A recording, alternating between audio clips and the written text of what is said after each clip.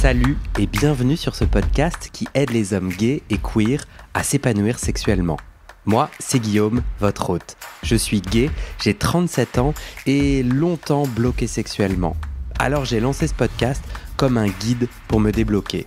Je t'explique. Chacun des témoignages ou interviews d'experts que tu peux entendre ici va t'aider à sortir du non-dit, à entendre tes désirs et à choper des conseils pratiques et simples à mettre en place. Ça marche pour moi et j'espère vraiment que ça va t'aider.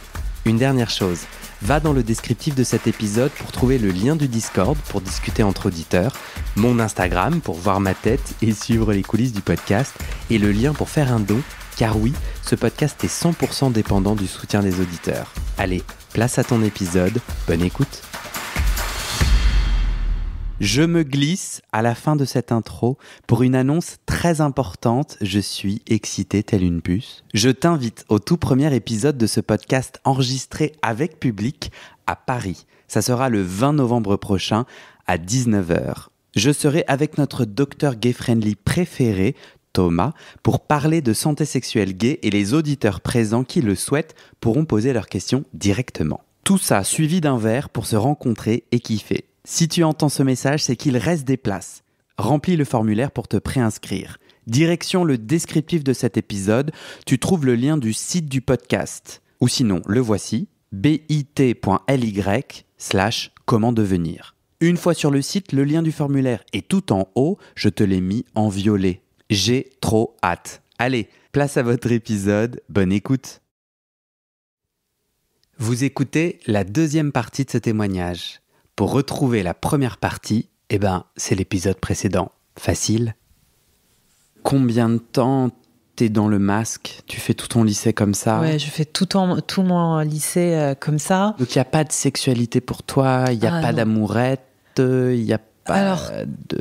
Contrairement à plein de gens, moi j'ai décidé de fermer la porte de la sexualité. Je l'ai fermée à double tour. Et je me suis dit, c'est trop risqué. Je ne veux pas que mon père se rende compte que son fils, c'est un 106. Et du coup, je ferme toute éventualité, toute rencontre. J'enlève carrément ça de ma tête. Je me focus que sur mes études. Parce que au moment du lycée, dans les années donc 2010, à la louche, à Alger, il est possible pour des hommes non hétérosexuels, queer, bi, gay, de se rencontrer, c'est possible. Il y a des lieux. Regarde, il y a des lieux, il y a des... mais c'est très caché. Ok. Très, très, très caché. Mais t'aurais pu, quoi. De ouf. Ouais. Oui, j'aurais pu. J'aurais pu même ouvrir Grindr. Là, par exemple, quand je suis venue en France, j'ai rencontré plein de potes. Ils me disent, t'as pas ouvert Grindr en Algérie ? Mais comment ça se fait ? Et il y a des potes qui ont eu leur premier copain en Algérie. Ok. C'est illégal en Algérie ou pas ? C'est illégal. C'est illégal. C'est quoi la peine ? La prison. C'est peine de prison. Peine de prison. Okay. Et... Ça, c'est une loi qui est venue avec les Français ? Ou c'est une loi... En fait, il y a un propos assez intéressant que, en fait... souvent, c'est la colonisation qui a amené les lois qui criminalisent les personnes LGBT. Je ne pense pas. Toi, tu penses pas ? Elles préexistaient ? Oui, je ne pense pas. Je pense que ça a existé. Tu vois, en Ouganda, il y a une loi très connue, même qui veut aller jusqu'à mettre la peine de mort pour les personnes homosexuelles. Et les politiciens disent l'Ouganda a toujours été comme ça, nous, on n'a pas d'homosexualité, etc. Alors qu'en fait, c'est faux, c'est la colonisation britannique qui a amené les lois anti-gays et qu'avant, l'Ouganda a même eu un roi bisexuel. Enfin, il y a tout un historique ougandais qui est plus queer.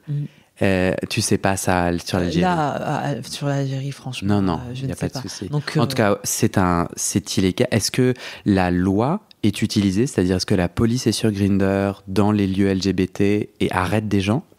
Je ne sais pas. Parce que j'ai pas eu cette expérience Grindr, moi. Okay. Moi, j'ai eu cette expérience Grindr, mais bien après, je te raconterai ça après la phase un peu de ma venue en France. Ok. Et, en tout cas, au lycée, tu fermes la porte de la sexualité. Elle aurait pu, ce que j'ai voulu comprendre, c'est qu'est-ce qui est possible dans le contexte que tu as décrit. Donc, certains ouvrent Grindr, peuvent faire des rencontres, c'est caché, c'est dangereux. C'est dangereux, c'est très dangereux. Il y a des lieux clandestins. Oui. Ok. De toute manière, même les relations sexuelles hors des liens du mariage, c'est aussi des lieux cachés. C'est pas comme ça devant tout le monde. Et ça, tu parles même pour les hétéros, tu veux dire ? Même pour les hétéros, ouais, même pour les hétéros. T'as des lieux un peu, des taudis, des trucs comme ça, délaissés, pas connus, et qui sont utilisés pour ce genre de choses. Oui, donc il y a plusieurs couches culturelles de tabous. Il y en a une première sur la sexualité en général, et une deuxième et une troisième sur l'homosexualité, la misogynie et tout. Okay, c'est ça, c'est exactement la prison est faite de plusieurs enceintes. Donc, idem, moi, dans mon cheminement de français, région parisienne, je dirais qu'il y a les mêmes enceintes. Je compare pas nos histoires, mais je continue à trouver ça passionnant, comme ça me semble universel. Non, mais les histoires, elles se ressemblent un peu, mais...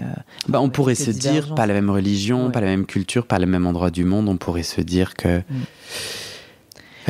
Ok, on passe à un lycée en fermant cette porte-là. Il y a un impact sur ta santé mentale. Tu as des angoisses, tu as des problèmes de sommeil. Alors, très angoissée parce que comme j'ai vu que ça pouvait se remarquer, donc toujours à l'affût. L'hypervigilance dont tu parlais. L'hypervigilance, toujours à l'affût. Mais je pense que ce qui m'a aidé, c'est plus parce que j'étais focus que sur mes études. Donc, peu importe, j'avais pas beaucoup d'amis. J'avais un groupe d'amis de 4 ou 3, je me souviens plus même. Donc, qui savaient ? Tu t'es ouvert ? Non, jamais. Il fallait te cacher aussi à tes amis. À mes amis, ouais. J'ai caché ça à mes amis. Et donc, c'était caché à tout le monde. Il y avait que moi qui était au courant de ce que j'étais. Et je me tuais à la tâche, mon bac et tout, après l'université. L'université, j'étais plus mûr. Donc, je me suis dit, là, il y a un problème. C'est que moi, je sais que je suis gay. Mais il faut trouver une solution. T'avais toujours pas à ce moment-là des représentations positives dans des films ? Si. Alors, arrivé à l'université, t'avais Netflix, t'avais des séries, et là, dans les séries, par exemple, tu regardais des films, une série, par exemple Shameless, t'avais un personnage qui est gay, lesbienne et tout. Donc là, t'as frappé ce personnage ? Oui, mais là, c'était beau, hein ? Ouais, c'est très beau parce que là, je me dis, heureusement qu'en fait, dans les séries maintenant, il y a des personnages LGBT. Les gens, ils disent, dans les séries, non, ils nous bourrent le crâne avec des personnages LGBT et tout, mais c'est important, il faut que les gens s'identifient. Enfin, imagine s'il y a des séries où il n'y a pas de personnages LGBT, donc ça serait dans le même cas que moi. C'est difficile de ne pas s'identifier. Bien sûr. T'as en tête des personnages LGBT ou en tout cas un personnage d'homme gay arabe ? Arabe. Pas dans mes souvenirs, arabe, gay, non. C'est fou, ça n'existe pas encore, je crois. Ou en tout cas, toi et moi, parce que dans le Shameless sur la chaîne Showtime, je crois, aux États-Unis, c'est une famille d'Américains blancs, Américains moyens. Il y avait le rouquin qui était gay et bipolaire. Et après, il y a eu plein d'autres séries. Et ça, du coup, à l'université, ça modifie ta pensée que tu es malade ? Ou tu continues à penser que tu es malade ? À l'université, même à la fin du lycée, genre bac, l'année du bac et même après l'université, je me considérais plus comme malade. Ok. Parce que en fait, parce que j'ai assez fait le tour sur le sujet. Et j'ai filtré en fait les informations. La période collège, je prenais tout, influencé par l'environnement, influencé par la religion, par la culture macho, par plein de choses. Donc, et moi j'étais petit, et quand t'es petit, t'es vite influencé par plein de choses. Mais après j'ai lu et j'ai vu, mais j'ai diversifié mes ressources. Je regardais pas que des ressources arabes, je regardais des ressources de l'étranger. Et donc, tu avais fait ce qu'on appelle ton coming in. Ouais. Je suis pas sûre que c'est comme ça qu'on dit, mais je crois que je dis pas de bêtises. C'est-à-dire, tu sais, le coming out a plusieurs phases, et la première, c'est de se le dire à soi-même. Ouais. Et ça, t'as fait tout ce chemin de d'abord, ok, je suis malade, et après, tu te l'es fait à toi-même. Ouais. Mais à cette époque de l'université, si je dis pas de bêtises, t'as pas encore fait ton coming out ? Non. Tu le fais à ton coming out, c'est-à-dire à quelqu'un d'autre. Oui, c'est bien après, c'est en France. Ok. Donc, toute la période université, en fait, c'était une période où il fallait mettre un plan d'action. C'est la période plan d'action. C'était, je suis gay, je ne peux pas être gay en Algérie, comment faire ? C'est pas possible pour toi d'être gay en Algérie ? Pour moi, c'était pas possible. Parce que je me disais, mais j'ai un copain, comment je fais ? Est-ce que je prends un appart ou je prendrai l'appart ? Mes parents, ils sont à 1 heure de voiture de mon appart. Comment je pourrais... Parce qu'en Algérie, tu quittes généralement ta famille quand tu te maries. Tu la quittes pas avant. C'est une relation très toxique entre la famille et l'individu. Donc l'individu, il quitte pas le cocon familial jusqu'à son mariage. Mais moi, je vais pas me marier. Il y a des gens qui se marient. Ils se marient avec, par exemple, une lesbienne. Donc elle fait sa vie de côté. Lui, il fait sa vie de côté, de son côté. Oui, un mariage arrangé. Okay. Tu y as pensé ? Non. Et non, je ne voulais pas. Je voulais mieux. Je voulais une liberté totale. Moi, je suis plus une personne, soit 0, soit 100, avec moi. C'est soit tu crèves, soit t'es rayonnant. J'étais toujours comme ça. Et du coup, je me dis, mais non. En fait, je veux la liberté totale. Je ne veux aucune contrainte dans ma vie. Pour la liberté totale, il ne faut pas que je reste en Algérie. Pour ne pas rester en Algérie, un plan d'action. Je me suis dit, là, je suis à l'université, je suis dans la meilleure école à Alger. J'ai eu un bac excellent, donc je suis rentrée dans la meilleure école. Je me suis dit, c'est mes meilleures chances. Si je postule pour une université étrangère, c'est le moment, quoi. C'est là. Il faut utiliser ce diplôme à la fin. Je fais mes 5 ans d'études d'ingénieur. Au bout de mes 5 ans, je défends mon projet de fin d'études. Et là, je dis à ma famille, écoutez, moi, je veux faire des études à l'étranger parce que voilà, c'est toujours enrichissant, cette expérience et tout. Toi, avant que tu continues, excuse-moi, c'est 5 ans à l'université où tu dis, en fait, je pense que je suis pas malade, où t'as du contenu et tout. T'as toujours pas de vie sexuelle. Rien, zéro. Et, je sais pas, le soir, quand tu t'endors, t'imagines des choses, tu te dis... Moi, c'était... Ouais. Moi, quand je regardais les séries et les films, quand je voyais par exemple une personne qui faisait son coming out à sa famille ou à ses amis et qu'elle est acceptée, je pleurais, quoi. Je disais, mais c'est injuste. C'est injuste qu'il y a des gens qui peuvent faire ça et qui peuvent être sereins dans leur vie et que, en fait, moi, peut-être je n'aurais jamais ça. Moi, en fait, c'était tellement... absurde d'imaginer qu'un jour j'aurais un copain et que je vivrais avec mon copain et je ferais des trucs avec mon copain et pour moi c'était impossible. C'est impossible. J'arrivais même pas à imaginer ça. Et même des fois je me permettais d'imaginer le truc, j'étais tellement content, je souriais tout seul, mais à la fin quand t'es confronté à la réalité tu te dis mais waouh, quand est-ce que ce moment va arriver, si il va vraiment arriver. Du coup, pendant ces 5 ans, tu te dis, il va arriver ce moment, mais ça sera dans un autre pays. Il faut que je parte. Oui, voilà. Je me dis, il faut que je travaille pour partir. Et il me faut un truc pour sortir de ce pays, quoi.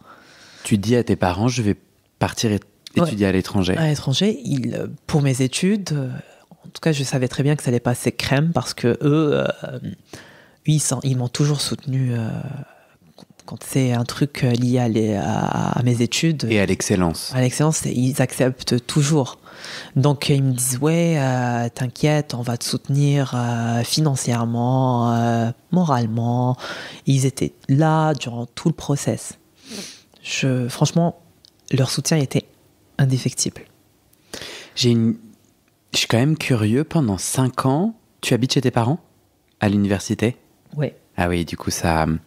J'ai pas eu la vie de la cité universitaire. Ouais, c'est ça. Comme les autres, ils ont eu. Moi, j'ai pas eu. Il n'y a pas de rencontre un peu. Il n'y a pas de personne autour de toi. On est plus âgé, donc je sais pas, j'imagine, non, on est toujours à Alger. Il n'y a toujours pas de personne out. Dans tes classes. Dans mon entourage, personne. À l'université, il n'y a pas un. Il y avait des gens comme ça, un peu efféminés, que tu peux présumer homosexuels, mais enfin, être efféminé, être gay, c'est deux choses différentes. Mais tu peux pas vraiment savoir. Mais tu peux, par exemple, faire des hypothèses et tout, mais il va pas te le dire. S'il est gay ou pas. Ouais, ça, on continue parce que quand même 10-15 ans sont passés, mais la situation est la même. Ah, mais c'est la même. C'est pas possible. Et toi, t'as pas l'élan, tu continues à fermer la porte de la sexualité, t'as pas l'élan d'aller dans une soirée, il y a pas un jour un peu bourré. Non, en fait, il y a pas la notion bourré. Tu peux pas être bourré parce que l'alcool c'est interdit. D'accord, excuse-moi. Il y a pas ça. Donc, en fait, il y a pas un moment où tu pètes un câble et où tu glisses, où tu te mets en danger ou pas, mais il n'y a pas une part de toi qui, à un moment donné, se met à hurler en utilisant des substances ou pas de cette prison. Toi, tu restes bien assis dans ta prison. Ouais. Franchement, j'étais tranquille, assis dans ma prison. J'ai fermé la porte, j'avais les clés de ma prison et j'étais dedans. Mais ça, c'est important parce que moi, je suis en train de colorer le truc de façon assez négative, mais c'est pas ce que tu es en train de raconter. Toi, tu dis, j'étais plutôt heureux, j'étais aligné, j'étais posé dans mes études. C'est ça ? Oui, c'est ça, oui. Pardon. Oui. En fait, je suis le genre de mec qui, quand il y a un problème, il faut trouver une solution. Ok. Ça sert à rien de râler.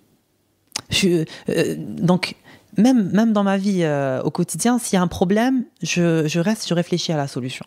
C'est vrai, il y a un problème, peut-être je pleure instantanément, mais après, c'est bon. Get over it, get your shit together and move on. C'est ça le truc.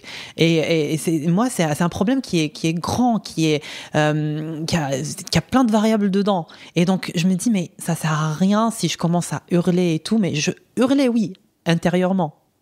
Intérieurement, j'étais malheureux. La nuit, je pleurais. Des fois, je pleurais jusqu'à m'endormir. Et des fois, je regardais des films qui étaient super tristes et que ça me faisait du bien de regarder des films super tristes. J'écoutais des chansons super tristes et tout. Et j'étais mélancolique, c'est vrai. Mais il fallait que je trouve une solution. Et tu l'as trouvée, c'était partir. C'était partir. C'était ça ma solution à moi. Ta famille te soutient financièrement ? Oui, elle me soutient financièrement. Et tu pars ? Je pars. Tu as quel âge ? 24. Ok. 24. J'arrive en France. C'est à ce moment-là où tu t'es dit, je vais devoir choisir entre ma famille ou ma vie ? C'est pas là ? C'est pas là. Okay. J'arrive en France. Une fois que j'ai eu mon visa, je me souviens quand j'ai eu mon visa, parce que en fait, ce visa, c'est un process hyper stressant. T'attends. Moi, j'ai attendu 2 mois pour l'avoir. Et tu sais pas si c'est un refus ou si c'est une acceptation. Et t'imagines si t'as un refus en mois de septembre alors que toi, tu commences tes études en septembre, c'est mort. Et pour moi, un refus, ça allait être fatal pour moi. Mais heureusement, j'ai eu une acceptation. Et là, quand tu vois le visa sur mon passeport, je me dis, oh putain, check. Première étape de liberté, check. Je prends mon billet et tout, je débarque en France. Et là, une fois que j'ai posé mes pieds en France, je me suis dit, je suis tellement loin de ma famille. Je me dis ça, je me suis tellement loin de ma famille. Personne pour me fliquer. C'est bon. Après, ça c'était ma réaction à chaud. Après, quand je suis arrivée dans l'appart que j'avais réservé avant de venir, je me suis dit, ne t'emballe pas. C'est vrai, c'est check, t'es en France, mais en fait, si tu rates ton année, tu retournes en Algérie. Faut pas que tu rates ton année. T'as un titre de séjour, donc t'as pas... C'est 1 an, validité de titre de séjour, donc... Tu vas pas faire l'enfeu avec ça. Donc du coup, je me suis dit bon, continuons sur l'élan des études. Tu te donnes à fond sur tes études. Il faut que tu réussisses ton année. T'as pas le droit d'échouer. Donc du coup, j'ai carburé.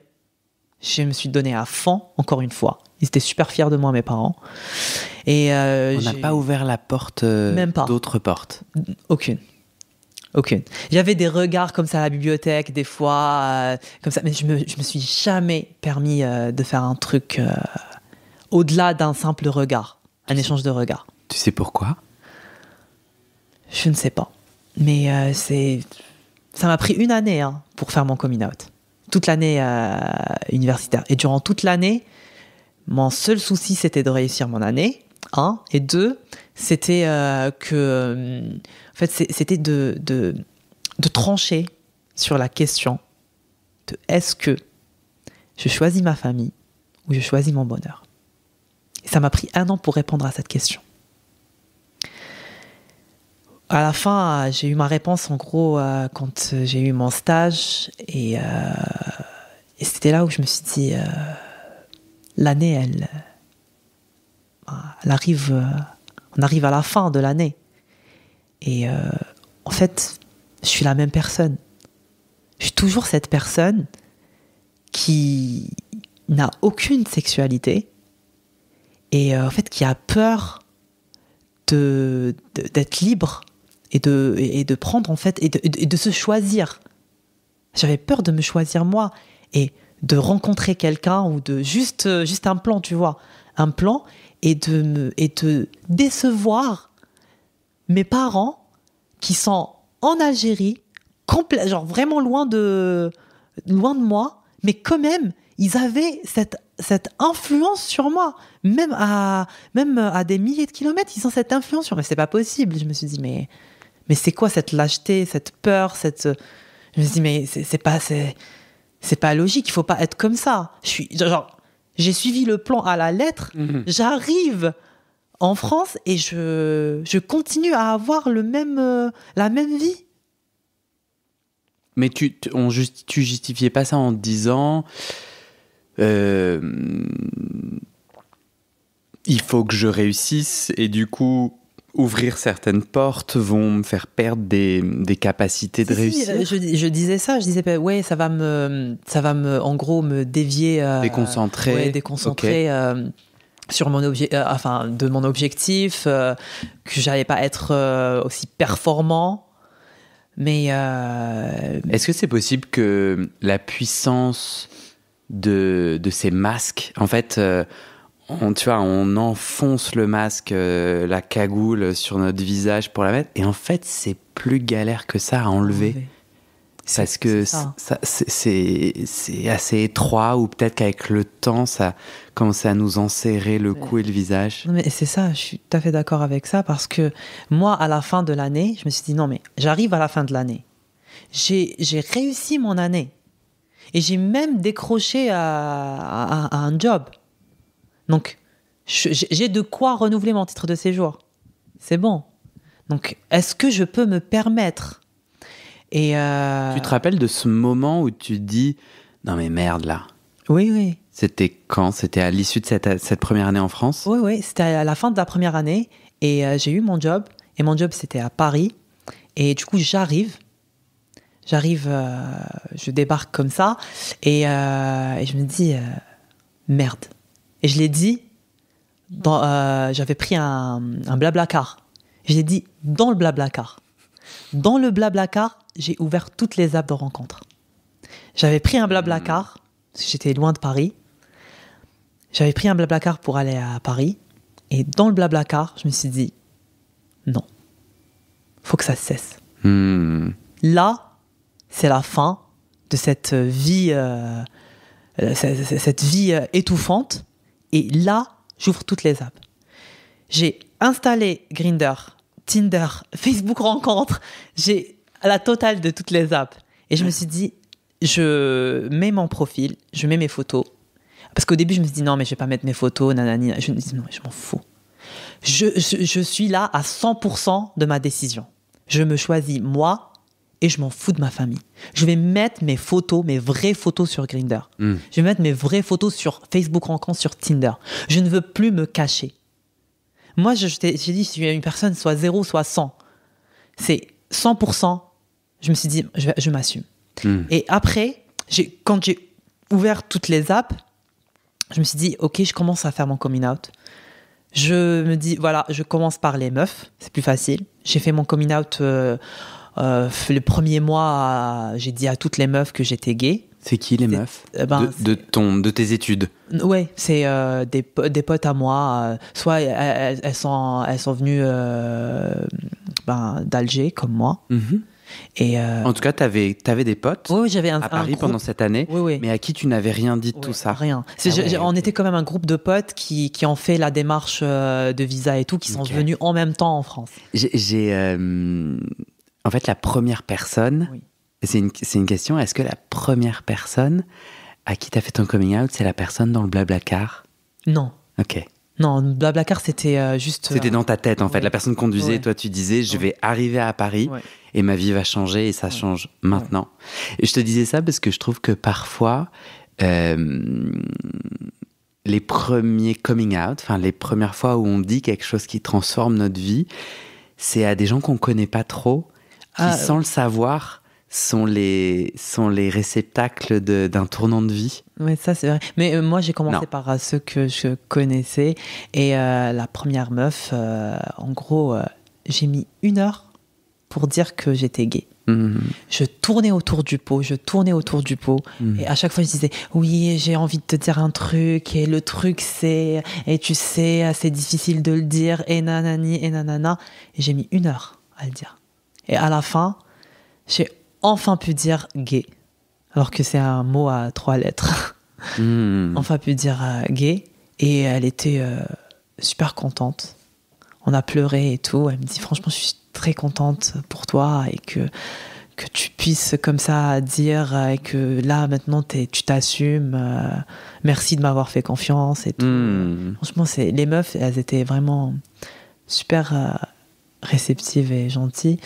Au fur et à mesure de ces premiers coming out. Ouais, ça m'a donné confiance. Ouais. Ça m'a donné super confiance et j'ai pris trop la confiance en moi. Après, j'ai basculé vers les mecs. J'ai dit aux mecs que j'étais gay, mais là, c'était un peu plus compliqué. Donc toujours ces potes d'Alger qui ont fait la même démarche que toi. Ouais, voilà. Là, c'était compliqué. J'avais des réactions top. Genre... ok, c'est cool, y a pas de problème. Ok, t'es gay, d'accord. Tu vois, ils n'avaient pas un commentaire à faire, mais il y avait ceux qui étaient...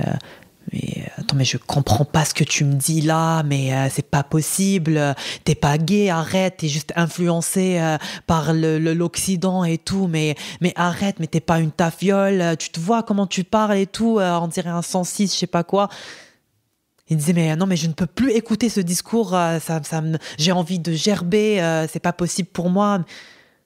Il y a même un mec qui me dit, non, mais là, c'est pas possible, je peux plus. On était dans un resto, il me dit, mais je ne peux plus t'adresser la parole, il faut que je fume une clope. Je me dis, mais. Et ce genre de personnes, je les ai tous bloqués sur Insta ou sur Facebook. Je me dis, j'ai pas besoin de ça. En tout cas, moi, je fais toujours le tri dans mes amis. Dès que je vois que, même si la relation elle est ancienne, je me dis, mais une relation ne se quantifie pas par sa durée de vie, en fait, par son ancienneté, mais une relation, elle se définit par les trucs qu'on vit en commun, par plein de choses. Des fois, ça diverge. Il faut laisser les autres partir. Il faut savoir les laisser partir et que toi, tu tournes la page. Je me suis dit, ouais, tu continues sur ton chemin de je me choisis moi. Ouais. Quand tu te dis je me choisis moi, je mets mes photos sur les sites de rencontres, c'est parce que à ce moment-là, ta famille, est-ce qu'aujourd'hui ta famille sait quelque chose? Non, elle sait pas. Mais quand même, j'ai pris le risque de mettre mes photos. Je sais très bien que, par exemple, une personne, elle peut faire une capture d'écran, l'envoyer. C'est cette responsabilité que tu prends quand tu dis je me choisis moi. Ouais, voilà. C'est que si jamais ça les atteint d'une manière ou d'une autre, j'assume complètement ma décision. Et t'imagines quoi si jamais ils sont au courant? J'ai un peu... ils m'ont un peu spoilé.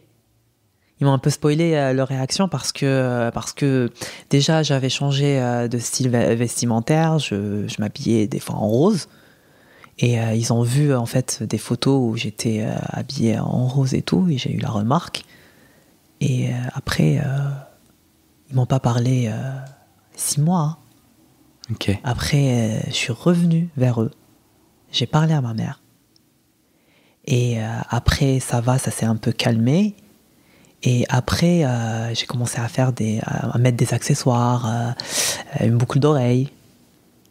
Et ça a pas passé. La boucle d'oreille, ça a pas passé. Et là, actuellement, on se parle plus. On se parle vraiment pas du tout. Et c'est triste. Des fois, je pleure parce que on n'est pas une grande famille. Hein. On n'est vraiment pas du tout une grande famille, contrairement aux familles Rebeu, nous on n'est rien. Hein. Et t'as des frères et sœurs? Oui, j'ai un frère.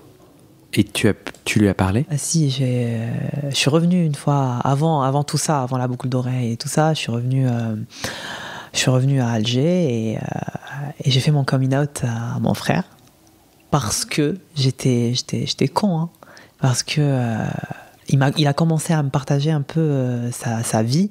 Il me disait oui, j'ai une aventure avec une meuf et tout, une aventure sexuelle, tu vois. Et je me suis dit mais c'est super cool. Il me prend pour confident. Et même moi, je me suis emballée. J'ai dit en fait non. Il me pose la question. Il me dit et toi, est-ce que tu as une personne? Est-ce qu'il y a une meuf dans ta vie? C'était ça. Est-ce qu'il y a une meuf dans ta vie? Il dit non, il n'y a pas de meuf, mais il y a des mecs. Et ça n'a pas passé. Il a commencé à hurler, à me traiter de tous les noms. Dehors. On était dehors. Et tout le monde, les gens se retournaient et tout, ils nous regardaient, mais c'était un cinéma. Non mais, c'est une scène. Et après, j'essaie un peu de le calmer, de lui dire que, ok, t'es pas d'accord, je comprends que t'es pas d'accord, alors que moi je comprenais pas du tout, mais j'ai essayé quand même de le brosser dans le sens du poil. J'ai dit, mais alors s'il te plaît, juste ne le dis pas à mes parents parce que je suis pas prêt. Et on s'est mis d'accord sur ça. Il habite à Alger? Il habite à Alger, oui. Et du coup, il a pas dit à mes parents. Et voilà. Mais après, on se parle pas. Il y avait à un certain moment la période la variole du singe. Et qui est du coup une infection sexuellement transmissible. Oui. C'était quoi? Ça s'est beaucoup propagé l'année dernière? Oui, c'était l'été dernier, je pense. D'accord. C'était l'été dernier et en gros, t'as des boutons sur la peau et tout. Et là, il m'appelle, il me dit est-ce que t'as vu ce qui se dit à la télé? Si Covid. Non, parce que c'était aussi un sujet, le Covid. Je me dis, Covid? Il me dit, non, mais pas le Covid, mais est-ce que tu as vu un truc qui s'appelle la variole du singe? Je dis, ah oui, ça, c'est vrai. Oui, mais t'inquiète, j'ai rien et tout. Moi, je pensais que c'était ça, parce qu'il s'inquiétait. Il me disait, ah non, mais c'est pas ça, mais est-ce que tu veux mourir comme un chien? C'est ça ce que tu veux? J'avais plus les mots. Du coup, j'ai raccroché. Je me suis dit, mais c'est quand même gratuit, tu vois. Donc, depuis, des fois, il m'appelle comme ça, mais c'est très sec, c'est très... mais il m'appelle juste parce que, comme je parle pas à mes parents, donc il veut prendre de mes nouvelles pour leur dire que oui, ça va. Mais juste ça, mais après... tout ce que j'ai... Après, quand j'ai fait mon coming out à plein d'amis, ceux qui n'étaient pas d'accord, je les ai retirés de ma vie complètement, des réseaux, je leur parle plus. Ceux qui sont restés, c'est les vrais. Et donc, du coup, eux, je les vois toujours. C'est toujours aussi sympa et c'est encore plus réel qu'avant. Parce qu'avant, j'étais pas vraiment moi-même. Et à un certain moment, j'avais ouvert en parallèle les applications et tout. Et sur les apps, c'est une jungle. Et quand je vois les profils, les gens qui t'envoient des messages, et moi je veux être, moi je suis passive, moi je veux être bandée, tu me bandes les yeux, tu viens, nanani, nanana. Je me dis, mais qui suis-je? Quel est mon type déjà de mec? Je connaissais même pas mon type de mec. Je sais même pas être actif, ni être passif, ni ce que c'est qu'être Versa. Alors que j'étais submergée de plein d'informations, comme ça, un jargon bien rempli sur Grindr. Je me suis sentie tellement perdue. Et je me souviens, j'ai dit à une meuf, à une pote, je dis, tu sais, mais je suis tellement larguée. Et je pense que j'ai tellement joué le rôle de l'hétérosexuel que je ne sais pas jouer moi-même. Enfin, je ne connais pas Ayman. Tes désirs, quoi. Ouais. En tout cas, tes désirs homosexuels. Je dis, mais je me connais pas, en fait. C'est quoi? C'est qui suis-je? On t'a aidé? Est-ce qu'il y a des... Moi, j'ai envie de voyager dans le temps et... Parce que maintenant, avec tous les épisodes de podcast, je connais bien le jargon et deux, trois clés. J'aurais envie de voyager dans le temps et d'être ton ami pour t'entourer, en tout cas te dire 2-3 trucs. Et t'étais tout seul, toi, t'avais pas d'autres hommes queer avec qui échanger sur putain, ça veut dire quoi, c'est quoi le délire? T'étais tout seul. Le début, j'étais tout seul. Donc là, on a le visa, on s'est choisi, et là, on a un ancrage en France. Ouais, on a un boulot. On a un boulot. On se met sur les apps, c'est la première chose que tu fais dans ton cheminement, mais à ce moment-là, est-ce qu'il y a d'autres choses gays, entre guillemets, connectées à ton toi gay que tu fais? Est-ce que tu vas dans des soirées? Justement, je n'ai pas encore osé faire ça, donc c'était juste les apps, mais parce que en fait, je sais pas aller dans une soirée et... super intimidant. Alors que je ne connais personne. Bien sûr. Donc, j'ai pas osé faire ça. Et du coup, je me mets juste sur les apps et là, je réponds même pas. Je reçois que des messages. Je suis même pas arrivée au stade de répondre. Mais je reçois des messages avec des photos, de nudes, de plein de choses, avec un jargon des fois que je ne comprenais même pas. Et là, je commençais un peu à faire ma recherche, savoir ce que c'est que Versa, savoir... Il y avait plein de trucs sur les réseaux. Et au début, je me suis dit, mais je suis tellement perdue. C'est quoi mon type déjà? Alors attends parce que moi, beaucoup de ma sexualité s'est construite avec le porno. Ouais. C'était quoi la place de la masturbation et du porno dans ton intime pendant ces dernières années-là? Parce que tu vois, tous ces mots-là, tu les trouves sur le porno. Ouais. Oui, tu n'avais pas ça, toi. Non, mais tu moi, regardais pas de porno. Non, mais si, je regardais le porno gay. Mais tu vois, à l'université, je regardais beaucoup de porno gay. Ok, mais, tu regardais quel type de mec? Pour moi, c'était juste l'essentiel que ça soit un homme et tout. Parce que de toute manière, je regardais ça vite fait. J'habitais chez mes parents, donc je me permettais pas trop une certaine liberté. Donc, pour moi, je prenais tout ce qui venait. Et des fois, par exemple, au début, c'était dans les cybercafés, tu vois, donc il faut faire attention. Mais là, je te parle de tes années à Paris. Ouais. Non, mais à Paris, justement, j'ai appris plein de choses avec. En fait, ma question, c'est le porno qui est, pour moi, dans mon imaginaire, c'est ton seul endroit où tu es gay.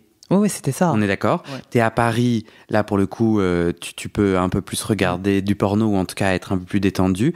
Et pour autant, tu te sens, ça ne t'a pas donné quelques clés sur tes désirs, sur quel type de mec. Ça m'a donné quand même. Et possiblement des mauvaises clés. Hein. Oui. Comment ça t'a impacté le porno? En fait, en gros, le porno, déjà, je savais très bien que j'avais une attirance vers les daddies, tu vois. Donc parce qu'en gros, quand il y avait un mec mûr un mec âgé dans dans la vidéo, ça m'excitait plus qu'autre chose. Ok.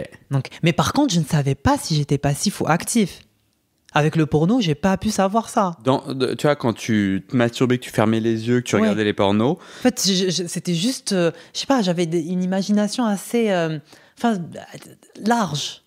Est-ce que tu penses que tu évitais de te connecter au désir de sodomie, d'être sodomisé ou de sodomiser, en lien avec tout ce que tu as raconté avant ? Au début, oui. Mais tu penses ou pas ? Non, parce que là, c'est un peu un trait que je tire un peu grossier. Mais tu vois, tu te rappelles, tu as dit plutôt dans les épisodes précédents, si j'ai fait des coupes, t'as dit j'ai lu tout le Coran. T'as lu tout le Coran ? Oui. Putain, c'est super intéressant. Pardon, excuse-moi, parenthèse. Ok, en fait, il y a Sodome et Gomorrhe, c'est ce passage-là où c'est la sodomie qui est vraiment le problème. Est-ce que tu as l'impression que ça nous empoisonne et que du coup, c'est un peu pour ça que tu savais pas si c'était actif ou passif, c'est que tu t'étais jamais connecté à ton désir ? Moi, ça m'a empoisonné la vie. Mais tu fais ce trait avec moi ? Oui. Ou je m'emballe ? Non, mais c'est ça, c'est exactement ça. Parce que, en fait, c'est tellement l'image du mec qui se fait pénétrer, elle est tellement interdite. Et dégradante, ouais, c'est ça, dégradante, que en fait tu te dis mais en fait je ne veux pas être passif parce que je vais être le mec, la femme. Je vais être la femme. Celle qu'on t'a interdit d'être, voilà. Enfin en tout cas celle à laquelle il ne fallait surtout pas ressembler. Ouais. Et moi mes débuts j'étais que actif. Les débuts genre tous mes plans j'étais que actif. Alors comment tu deviens sexuellement actif ? Donc, c'était quoi ta première fois ? Aujourd'hui, tu as... Excuse-moi, je t'ai déjà demandé. 27. Tu as 27. Ouais. La première fois où... Presque 28. Presque 27 et demi. Ouais. Enfin, un peu plus qu'et demi. Un peu plus. 27, 3/4. Ouais. Tu te rappelles l'année où tu as été pour la première fois sexuellement actif avec quelqu'un ? Oui. C'était... 2020.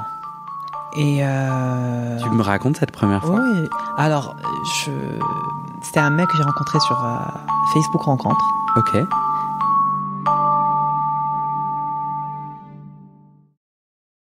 Et c'est la fin de cet épisode.